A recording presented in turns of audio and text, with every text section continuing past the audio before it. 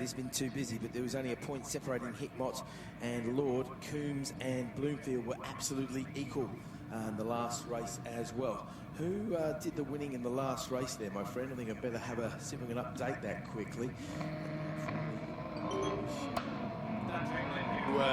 took the victory earlier on today as we get racing underway then. So 5 rookie thousand machines make their way in towards Paddock Hill Bend, and this of course will be the final race of the season for these guys. So through the dip and up towards Druce they go, then we're keeping an eye on them as the 600s get underway.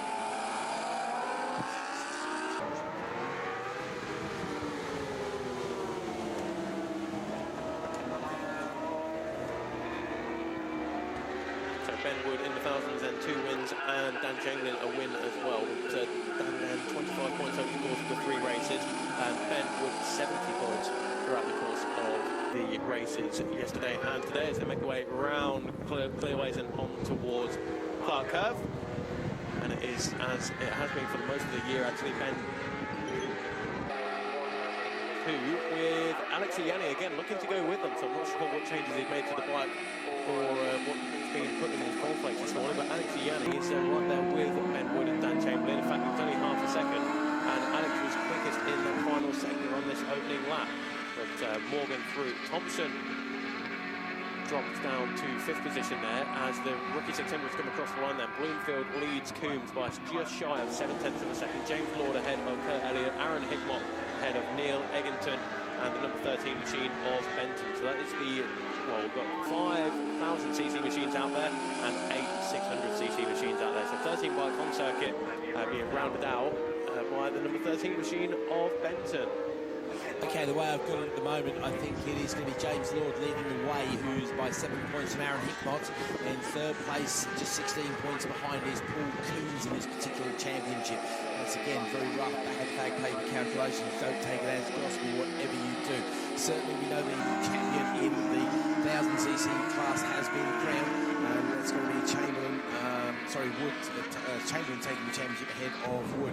Ianni, fastest man on the track at this stage with 51.7. So again, he's picking up some pace there as he tries to battle along. But the quick man here today to watch really is Paul Bloomfield. Paul's having a great run of results here at Brands Hatch this weekend.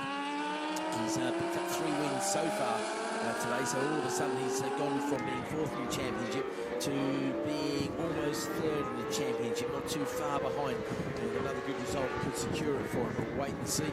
Unfortunately, Paul has had to miss a couple of rounds. In fact, he missed 3 rounds, so you've got to think that the result might be a little bit different had he managed to complete the season as Ben Wood leads Dan Chamberlain over the line ahead of Alex Ianni once again.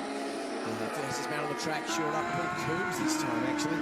So Paul is another fast pull. We've got a couple of those going there. And obviously he wants to try and clamber back and hold on to his position in the championship on that 6-7-hour Daytona. Finished 5th in the earlier race.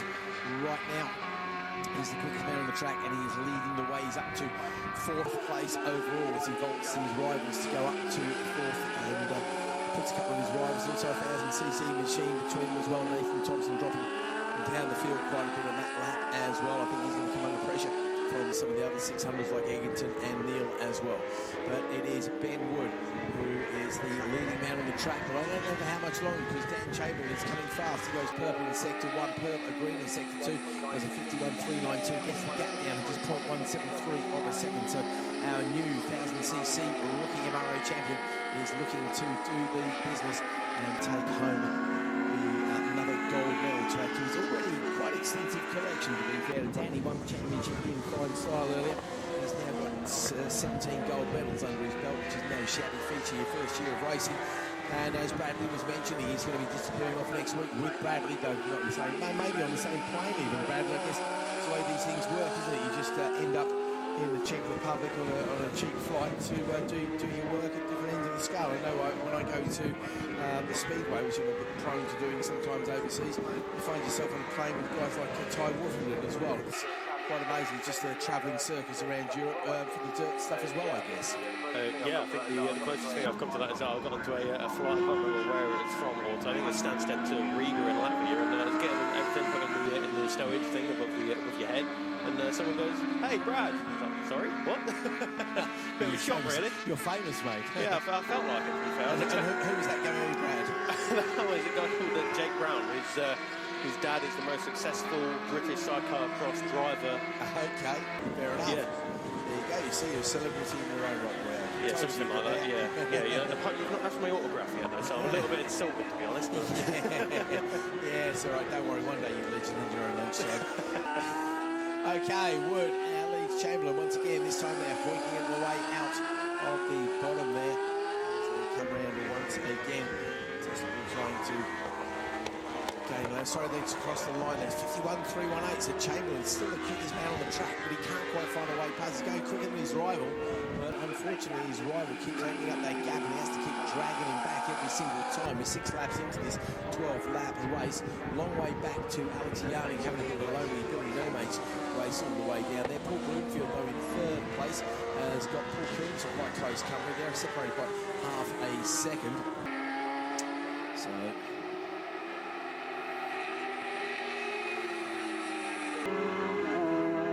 600's James Lord doing so well in the championship as well. James, I think James is leading the championship. 7 points between him and Aaron Hickmott. Aaron's not having such a good time, so he's in 4th place, but he's behind James Lord. That's the critical thing.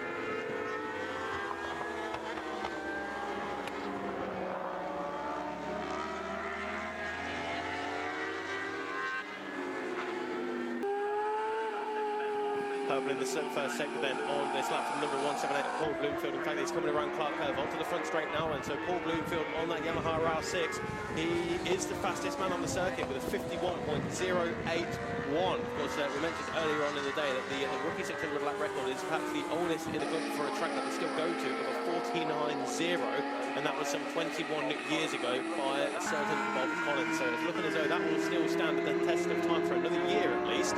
Yeah, absolutely. Bob, we have a smile on his dome coming in. Well, he's using a cold, wet March as well. So it's usually at this meeting we have to think that by the time the 600's got a bit of experience under their belts, a bit of time under their belts, that they might be getting a bit close to the challenge. But unfortunately, nobody this year is quick enough to give it a hard time. It's not just obviously the amount of riders that we've had come through the Rookie 600 Championship, at least the development in bike or machinery itself, suspension, tyres, yeah, everything.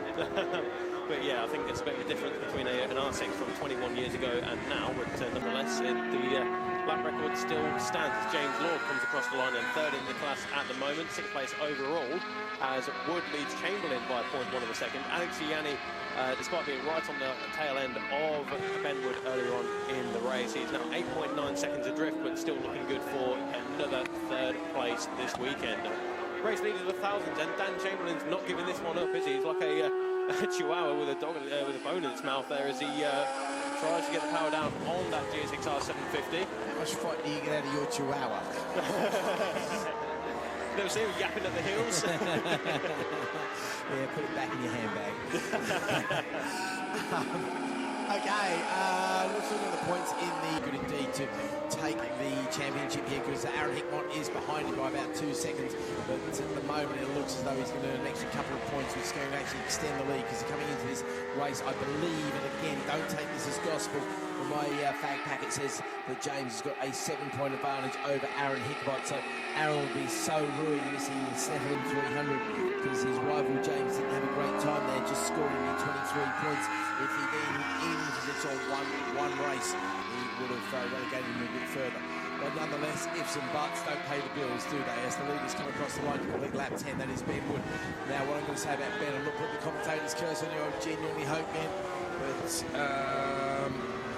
we've got to say that if Ben finishes where he is right now, he is looking very good indeed for the champion of brands. Because in real terms, he comes here leading Alex Yanni by, 9 points. Alex is, of course, a place behind at the moment, 9 points or so behind. Paul Coombs, 125 points.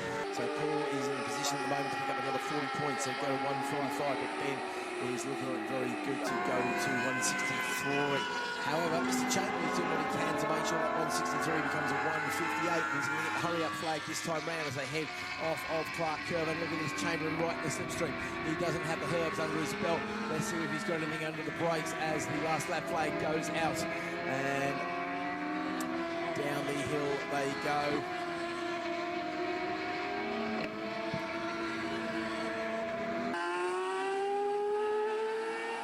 Across the line there is Paul Bloomfield in the rookie 600s and a 3.4-second advantage at the end of the previous lap then, and in fact he went purple on this lap as well in the first sector. But the fastest lap of the race was Dan Chamberlain on that previous lap, 50.847, compared with a personal best from Ben Wood of a 50.848. So 1,000th of a second is the gap in terms of lap time between Ben Wood and Dan Chamberlain. Ben Wood still has the advantage as he goes round clearways onto Clark Curve now. Dan Chamberlain trying to take the high line, carry the momentum on that GSXR 750, but it looks as though it's going to be Ben Wood on the Yamaha R1 who takes the final win of the season in the rookie 1000s then, ahead of the newly crowned champion of number 87, Dan Chamberlain.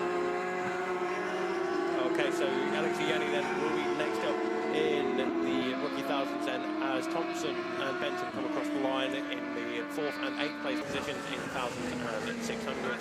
First of the 600 across the line, and it is Paul Bloomfield on bike number 178. Paul Coons up next on the number 138 machine, 4.8 seconds behind, and then rounding out the podium it is the number 40 of James Lord. Aaron Hickmott up next, and it's Neil, Eggington and Elliott now making their way to the line.